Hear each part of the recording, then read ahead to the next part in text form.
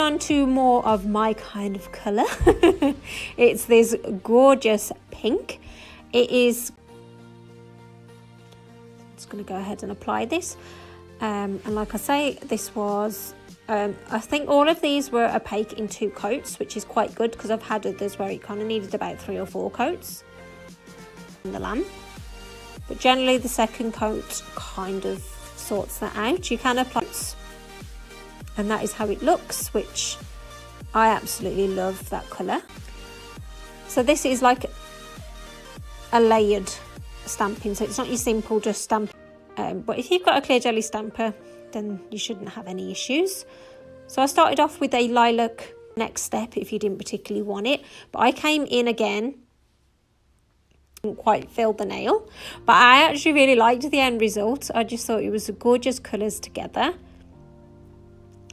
So again, I mean